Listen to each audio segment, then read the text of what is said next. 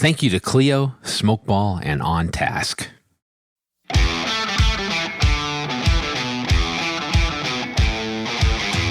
It's the Legal Toolkit with Jared Correia.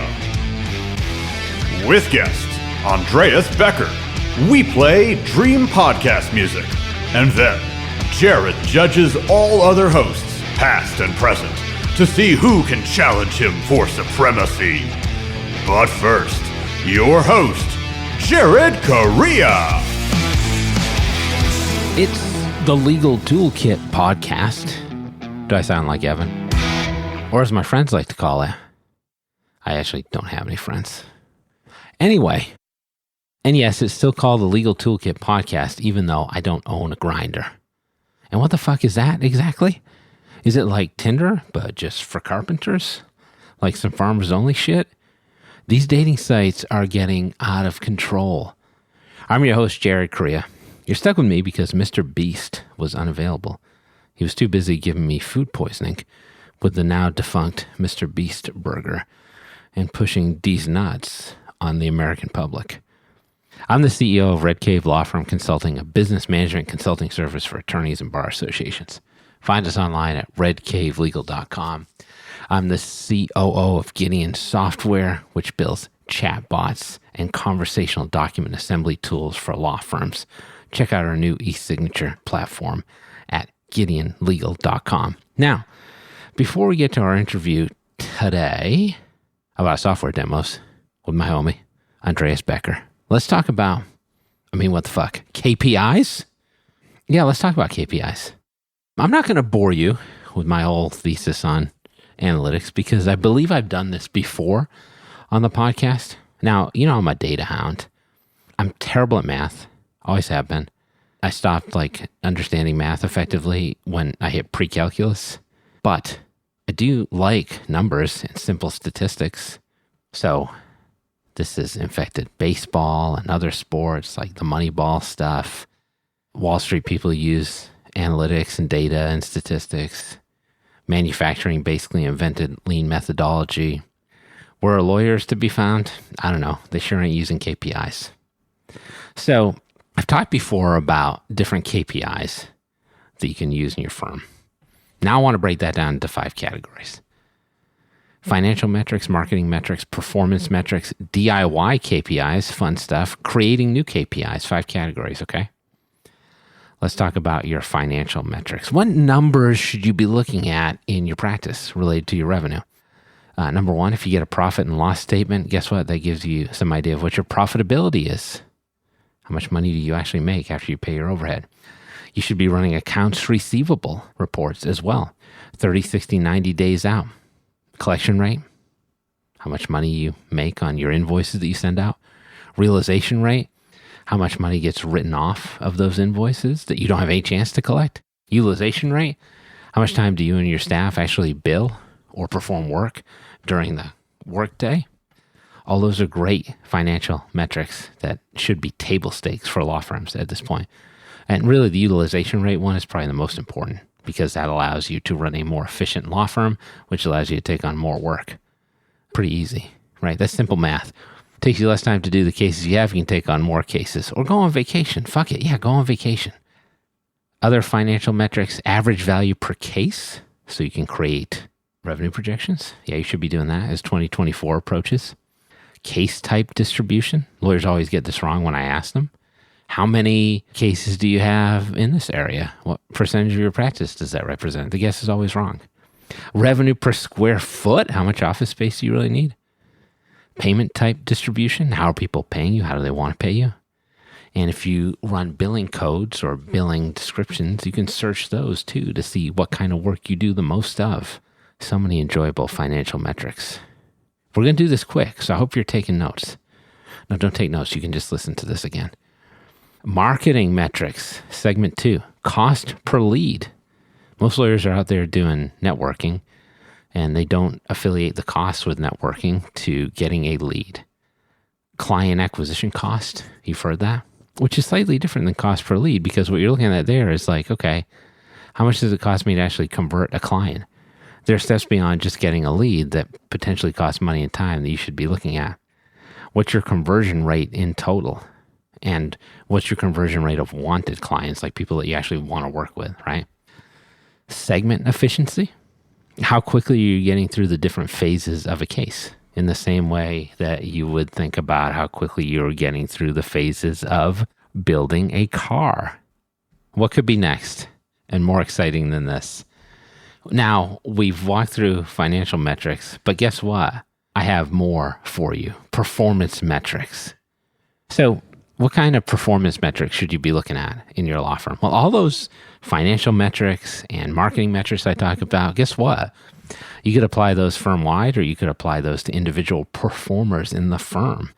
So you got a bunch of performance metrics we already addressed.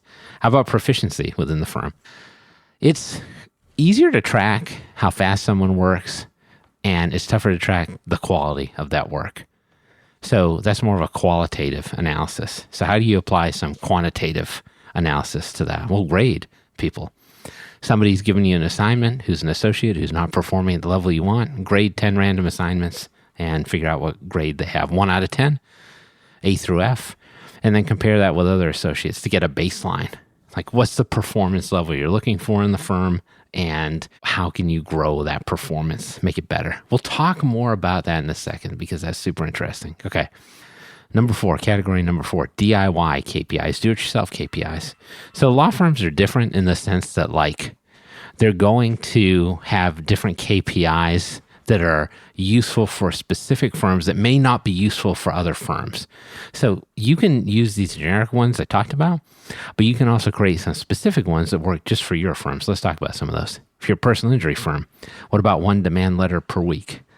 If you're a firm that needs some more professional development out of your associates, why don't you give them 2 hours a week to do some training and then also retrain, like talk about what they learned, teach it to somebody else in the firm. That's a great investment as well. If you're a firm that takes on settlements, maybe you try to reduce the disbursement time from 1 month to 2 weeks. If you've got somebody who's managing intake for you, maybe the play is, let's set up a KPI so that we reach 24 hours to schedule an initial consultation after a lead first reaches out. If you're an estate planning firm, maybe you want to have 6 design and vision meetings every month to get to your revenue numbers. These are actually real KPIs that I've worked on with various firms that I consult with. So think about what works within your practice and use that too. Now, how about creating new KPIs? Totally new KPIs for legal, because we're borrowing these from other industries. I talked about before, like, what's the baseline of an effective associate in your firm? Well, there's a great baseball statistic called WAR, wins over replacement, which takes a regular player, an average player in baseball, and compares it to other individuals to see how much more value they have than your average player. So Shohei Ohtani, baseball unicorn, he's got a crazy WAR, which means if you acquire somebody like Shohei Ohtani, he's going to give your team like 7 to 8 more wins this season than the average player. You can do something like that in legal if you're tracking people's efficiency and proficiency. How about churn rate, which is taken from the technology software world? How many people do you lose off subscriptions? If you're a law firm that's running subscriptions, you want to know what your churn rate is because you want to keep people on those subscriptions. Marketing click-through rate. How many people actually click on your stuff? Like, you send them an email, but what do they do with it? Monthly active users is another really interesting KPI from the software field that lawyers don't use. If you're a software company, you want to make sure that people are not only subscribing to your software, but that they're actually using it, because that's going to reduce your, wait for it, churn rate. Now, as a lawyer, you're in position to be really effective here because you can use new tools like client portals to make sure that you're consistently engaging with your clients and they're consistently engaging with you. Net Promoter Score is another one borrowed from other industries. You send out a single survey request, which is how likely would you be to send us a referral on the scale of 1 to 10. The higher that number is, the more effective your firm is at customer service. So you're like, fucking A, that's a lot of numbers. I went to law school to not do math. How do I manage all this stuff? Well, the good news is that some of this stuff is rendered automatically in the software you're using. So for financial KPIs, look at your case management software, look at your time billing software, look at your accounting software. For marketing KPIs, look at your customer relationship management software, your intake tools, your web analytics tools, and even call monitoring programs like CallRail. For performance KPIs, you got those grades you're giving on your own, but you've also got case management software, time and billing software, customer relationship management software, tons of different places to pull these stats from. So guess what? That all means there's no excuse any longer. Get your KPIs up and running. Let's find out more about what our sponsors can do for your busy law practice before we talk with Andreas Becker about asking the right questions around software. Then stay tuned as we talk about podcast intro and outro songs in the one and only Rump Roast. Lawyers took on more casework than you might have expected in 2022. That's why I've got Joshua Lennon, the lawyer in residence at Clio, on to talk with me about it. Joshua, what's up with these higher caseloads? Clio's Legal Trends report found that lawyers' average caseloads were up 10% in 2022, and their billable hours were even higher at 22%. Wow, so how can lawyers get through that work faster? They just have to focus on efficiency. They need legal practice management software that lets them seamlessly intake clients, manage their cases from anywhere in the world, and even track billed time from their phones. Thanks, Joshua. So to learn more about what influences billable hours and profitability at law firms, download Clio's Legal Trends report for free at clio.com/trends. That's Clio, spelled CLIO.com/trends. AI document generation is your new smart assistant who can draft agreements and legal briefs in minutes. OnTask's AI document generation lets you focus on your clients. Input your requirements and OnTask's AI generates the polished, professional document you need. Then use OnTask to route your documents for e-signature and other workflows to streamline all your processes. AI with OnTask. Save up to 20% with coupon code GETDocumentAI. Visit ontask.io/AI.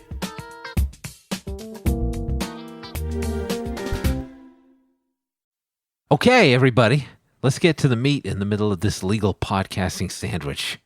Today's meat, Rocky Mountain oysters, which are, well, it's probably better left unsaid. All right, that's enough of that bullshit. Let's talk to our guest. We have today, in his first, and hopefully not his last, appearance on the Legal Toolkit podcast, Andreas Becker, the Director of Business Development at LawYaw, which is a Clio company. Andreas, welcome to the show. How you doing, man? What an intro. Not bad, Pretty right? good. I mean, let's Good. just see how this goes. Good. It's going to be all right.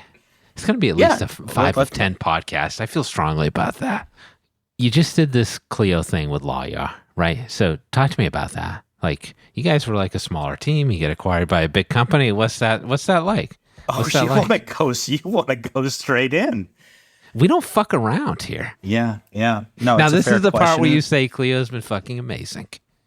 And they have. I mean, Yes. It's been a really crazy process. I'm kind of starting out working at LawYaw with one of my classmates from law school and doing the small startup thing and having this strong partnership with Clio and to be sitting at their offices in Toronto right now.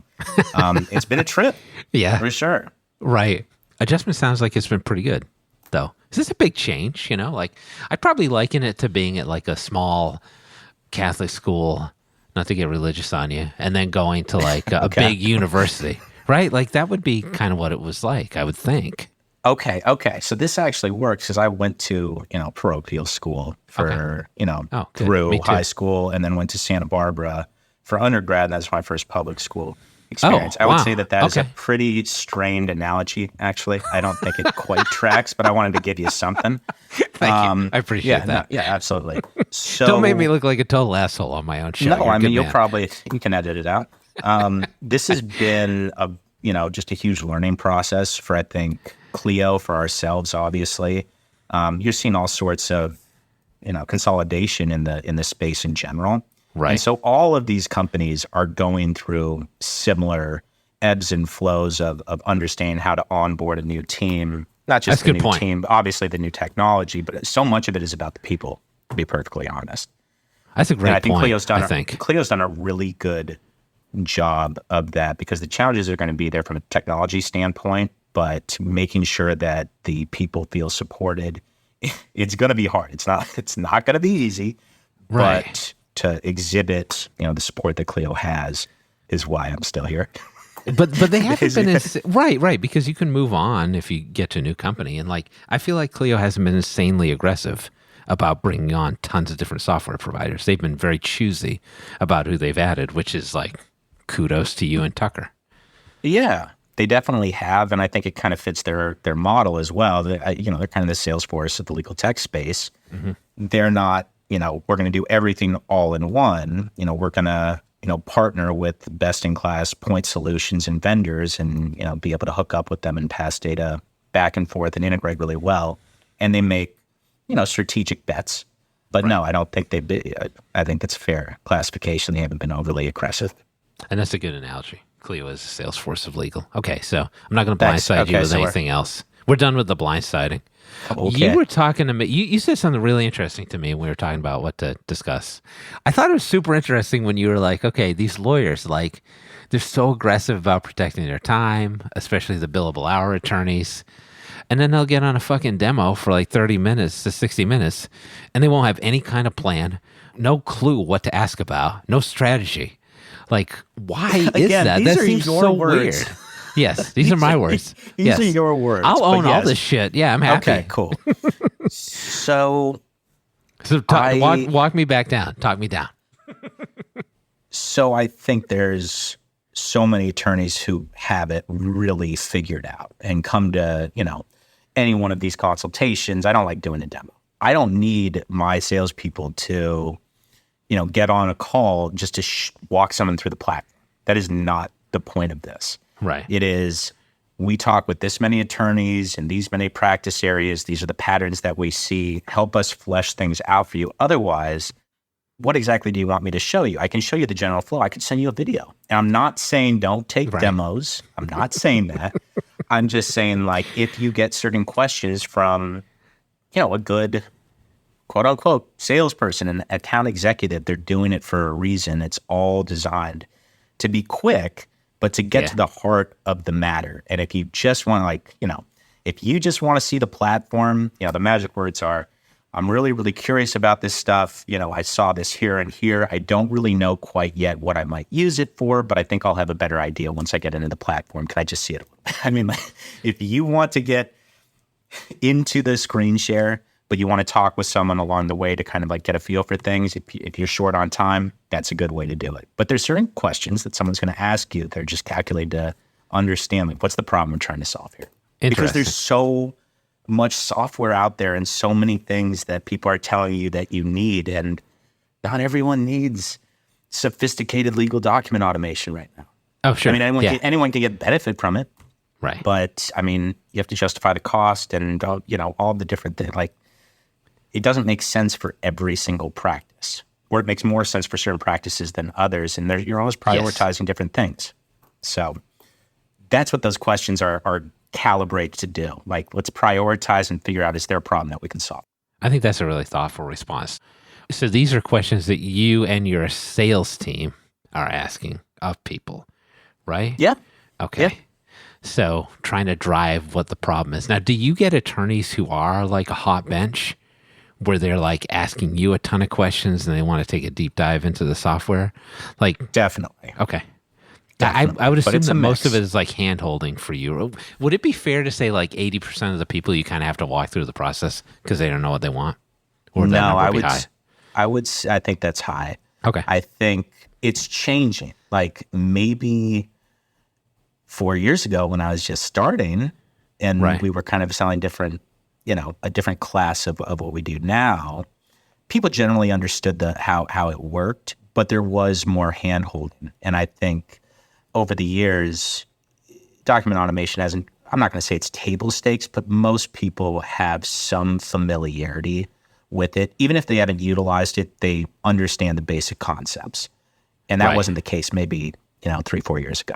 I feel like when the pandemic hit, a lot of these lawyers who were just ignoring technology for a while, had to figure it out a little bit. And they at least started asking more intelligent questions. Hot take from Jared. I know, right? Yeah, lawyers don't really get to. You ever notice that lawyers are not super tech savvy? But I do think they've been asking questions in a different way to totally generalize. Like in my practice, like I get a lot of lawyers to come to me and they say, before 2020, they were like, I'm really disorganized. I don't know what the fuck to do. And now they're telling me, I need processes and workflows. And it sounds like it was a similar thing for you, where people are now probably coming to you and being like, hey, we need document assembly, document automation. Now, how do we get to the next step? And I think that's an important, subtle difference. So I'm just making the connection. You're absolutely correct. The pandemic did, change things across industries. It's not industry specific, but attorneys, and this is an unsolicited, soundbite that I've used in webinars before, and I hope it's not too pedantic, but I was the same way when I was practicing. I was an attorney who happened to, I didn't own a business, but my dad was practicing, I was working with my dad. So I wasn't thinking like a business owner. And the thing that I try and, in part because I wasn't good at it, my dad was, but I just didn't have that sense, is people, attorneys should be thinking like business owners who happen to be an attorney or run a law practice. And the distinction can be subtle, but as a term, when we're thinking about it as attorneys, we're just so risk averse, which is great for our clients. Right. Can be problematic when we're kind of not so great trying to else. Not get into that analysis paralysis and make decisions about, tools to implement, processes to build out, that sort of thing.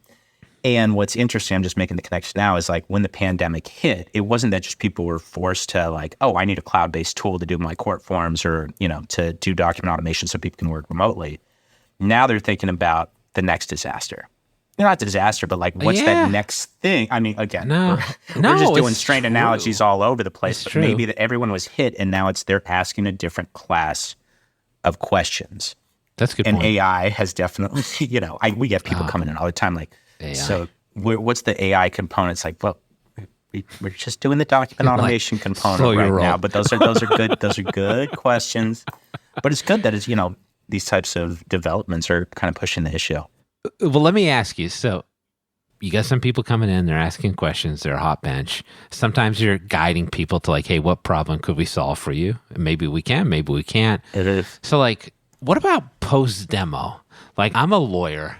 I just saw this product. I'm fucking hot to try. I'm I could buy that shit. What do you do next as a lawyer? What do you take a trial account? Do you try to learn more about it? Do you talk to other attorneys? No. What's the best things to do to make that decision to implement? Okay. So if you're an attorney, throw down the credit card. Just throw down the credit card. No, I think you should definitely listen to, go ahead. Friend, business development guy. Listen to friends, look at websites that have, done reviews. Right. Test the salesperson. If they're confident in their product, they'll give you a couple of other tools to check out. I do that. If I think someone's a better fit based on their specific needs, I would absolutely tell them, look at this tool because it might meet these certain needs. If I think because I don't need a soft maybe, I don't need someone if I don't think they're a fit, then I'm going to tell them to go somewhere else. If I think it's up in the air, then it's a discussion about prioritization of needs that, each different, vendor meets. And I've never gone wrong. It's never worked against me to just try and be as objective. I think it's really cool that you take that approach. All right, so I'm going to throw you one more question here in the official interview part of the podcast, which I think is a softball question. We'll see. What's the one question that every law firm should ask on a product demo? Is there one? Or a consultation, as you guys call it? I would just ask, what is the number one problem that people come to you, if that you think you can solve? Because that will open up a couple of different, avenues potentially. They'll say, kind of depends on your practice area, depends on, the size, the composition, the user, what have you, regardless of the product. But that's a really fair and open question because we want to ask, the consultants want to ask open questions, not yes, no's. Right. And that's an open question to be asking, tell me, who gets the most value out of your tool based on what you know about my practice, and that kind of creates this social contract. You give them some experience. What are you seeing? What are the trends that you see? And then, attorneys are really good at reading people. Yeah. We're not going to bullshit anyone. We're not going to fool anyone. So I think asking a question like that and seeing if someone can be objective and not be overly salesy and really kind of tie back? Were they listening to everything that you spoke to when they were kind of trying to figure out, the problems that you were listing? Right. I think that's a fair question. I mean, there are probably some better ones, but like have an idea That's about a good one. what you want to get out of that 30 minutes or that 20 minutes or that, sometimes it's 45 minutes, it says, what do you want to get out of this? What's the problem you want to solve? And then can you solve that? Can you guys solve this thing? That's a yes, no. But like, how are you going to solve this? Excellent work, sir, as usual. Thanks. Will you hang around for the rump roast? No, I got to go. All right, man. We'll figure something else out. No, Okay. Andreas will be back. We'll be take back. one final sponsor break so you can hear more about our sponsor companies and their latest service offerings. Then stay tuned for the rump roast. It's even more supple than the roast beast. What's the secret to running a successful law firm? Building a firm that works for you. That's why Smokeball built its case management software. Smokeball takes care of time-consuming tasks that eat up your time, like filling out forms, building invoices, and even tracking your billable hours. So you can focus on practicing the law you love, helping people, making a great living, and building a truly great life. Visit smokeball.com to learn more and sign up for your free demo. Smokeball. Run your best firm, build your best life.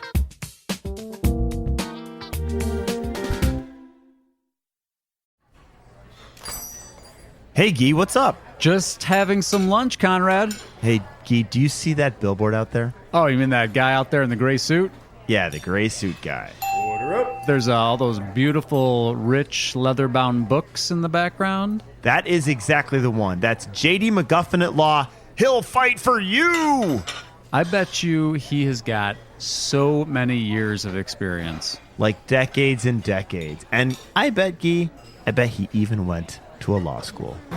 Are you a lawyer? Do you suffer from dull marketing and a lack of positioning in a crowded legal marketplace? Sit down with Guy and Conrad for Lunch Hour Legal Marketing on the Legal Talk Network. Available wherever podcasts are found.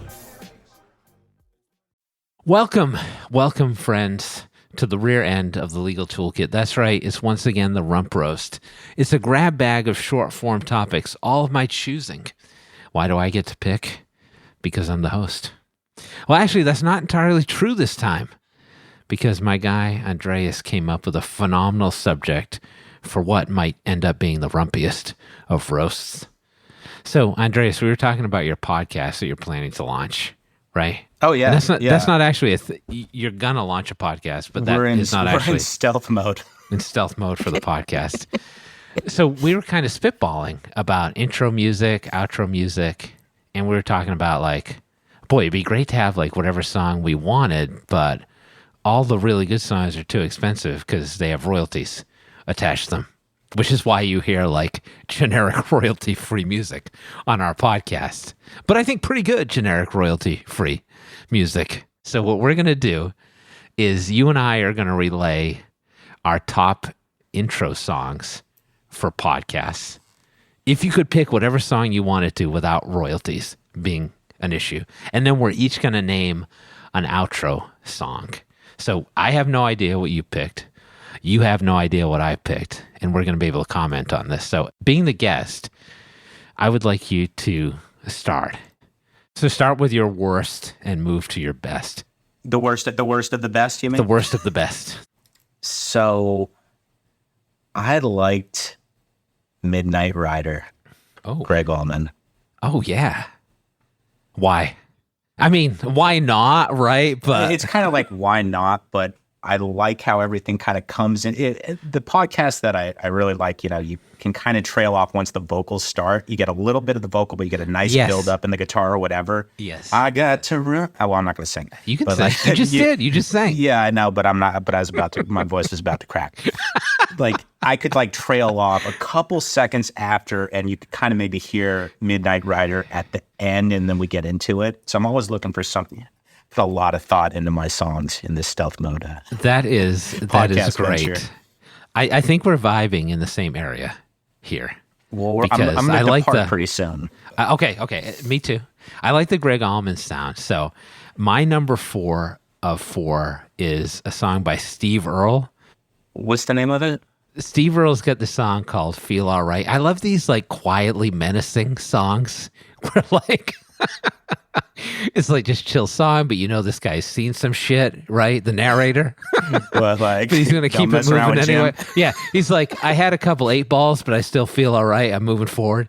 And this song's Sure. got like a great guitar intro. And then they have this cymbal crash that appears in the song. Oh, yeah, we're consistently. totally on the same level right So now. I would take that initial guitar riff, cymbal crash, maybe the first few lines up until where he says, I feel all right tonight. And the band kicks in. Like that would be my number 4. Steve Earle, hardcore troubadour. I can't wait to listen to it. I'm going to put all our songs together in a playlist so people like can listen it. to them. So I like it. go ahead. You're number 3. All right. I mean, this one's going to be, and we all get one that's just kind of like, of course you picked that. But Yeah. I mean, Gimme Shelter. Gimme Shelter. Oh, Stones. I think, yeah, because like that was, I played a lot of Rock Band at one point. Rock Band 3, that was the opening song. Yes. And like, it just has this nice, again, that's kind of on the same level as Midnight Ride, like different, but like kind of a soft opening, and then they get going with Yes. the guitar, and you actually don't have to hear any lyrics. Not that they wouldn't be great, but I think that would be a clean intro. You kind of want to get people pumped up a little bit, but it's not like there's a major pump up either. And I think everybody would know that song too. Even if Totally. they don't know what the song is, they know the riff. Again, we're in a royalty-free, perfect world. So yeah, I get Thank you, Mick Jagger. What's your number 3? My number 3. Going with a very popular artist, but potentially an unknown song or a deep track. Okay. Elton John. Okay. Song is called Funeral for a Friend / Love Lies Bleeding.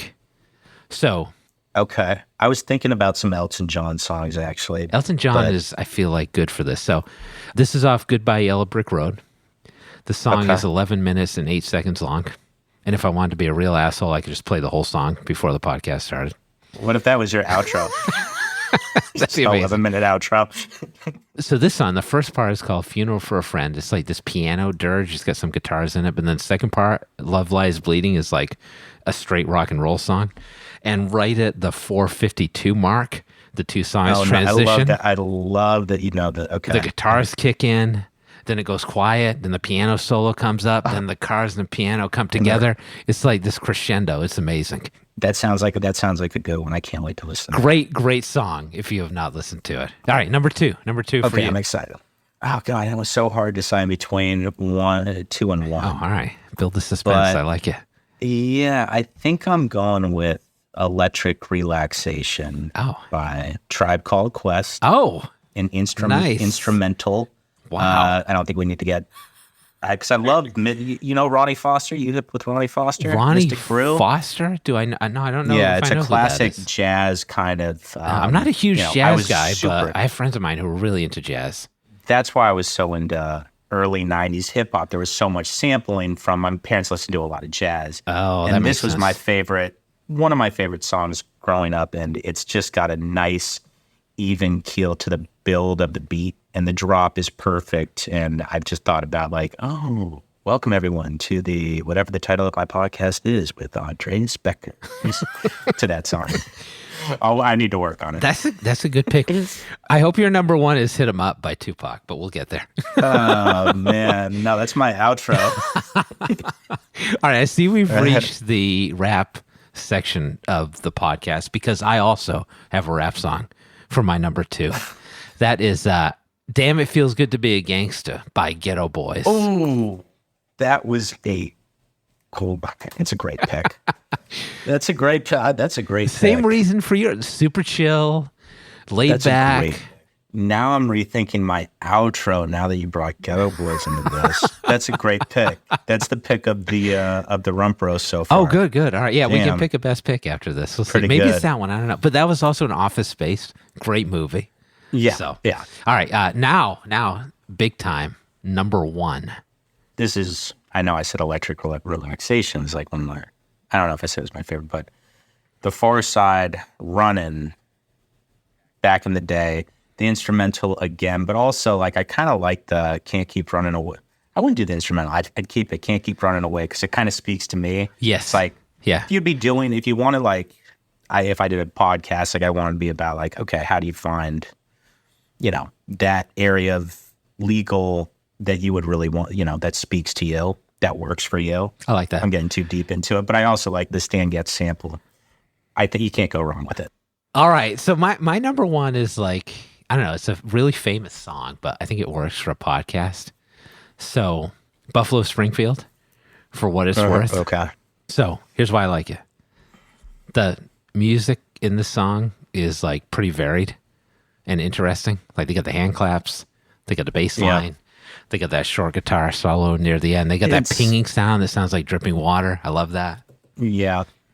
That's a great song. And also, like, there's something happening here. What it is ain't exactly clear. Like, that defines this podcast pretty well. Yeah. And then they also got relationships to hearing. So, Stop Children, What's That Sound? Everybody Look What's Going Down. I think that's great for a podcast. So. That is very good. All right. We moved into the rump roast stage of the rump roast. Your outro song. What is your podcast outro song? No royalties needed. So you had me thinking about how good My Mind's Playing Tricks on Me would be. Oh, that's a fucking great song. As an outro. I was stuck with, Breakdown by Tom Petty. I thought, like, that could be an intro song too. Yeah. But that would be a great outro. But I'm actually going to go with Take the Long Way Home by Supertramp. Oh, shit. Wow. You gave us 3 really good ones there. Oh, man, do I go with Breakdown? Yeah, I'm going with Supertramp. I just think it's a good, and it makes sense as an outro. It makes a a ton of sense. So would you have considered Mind's Playing Tricks on Me? Because that'd be a really interesting one, too. Just because that was, I think you go through various stages in your adolescence where a certain song is your favorite song. And I can remember certain times where that was the song. Oh, yeah, the song and the video was like a whole vibe back in the day. I'm throwing all 3 of those on the playlist. Do it. I like them all. Do it. I mean, cool. So my outro, pretty cheesy. Like, I had considered Closing Time by Semisonic, but then I was like, that's like terrible. I can't do that. Throw it on the playlist. I'm going to put it on there anyway. Throw it on the playlist. So I went, because that was a song when I was in college. That was a song that they ended every dance to. Like, that was, it was like omnipresent.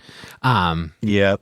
Semisonic, not supersonic. That's right. So I went with The End by the Beatles because it's the end of the podcast. Yeah. And I just love the song. Like, the intro's good. Ringo's drum work is really good after that. And then at the end, they have the whole, like, and in the end, the love you make kind of thing. But there's a part that starts at 53 seconds, which is like all the guitars, they bring in one guitar and then another guitar and then another guitar and then another guitar, and they're each playing a different part and they meld them all together. That just fucking thrashes. I love that. And that is my outro song. It's just sublime. It's an excellent song, and I'm so curious to know how much these would cost. I'm so curious. We may be into the 7 figures at this point. Rolling Stones, Beatles, Greg Allman, we got them all. And then we just threw some Tom Petty songs on there for the hell of it. So just for the hell of it. This was a fun rump roast. Thank you. That was pretty good. So let this be a lesson to others. Like, you come at me with a good idea. Like, I don't have to harass you with trivia questions. Like, we'll do something like this. This was great. Andreas, thanks for coming on. You're amazing, as expected. Thank you so much for having me. Let's do this again. Yes, absolutely. Thank you, sir. If you want to find out more about Andreas Becker and LawYaw, visit lawyaw.com. That's LAWYAW.com. lawyaw.com. Now, for those of you listening in Raisin City, California, I know you're out there, check out our latest Spotify playlist where I've collected all of mine and Andreas's podcast music selections. That's right. I went through all the effort to make a playlist of like 11 songs. Sadly, I've run out of time today to talk about Dick. Cavett, you fucking perverts. This is Jared Correia reminding you not to eat random berries that you find in the woods, you dumb bastard.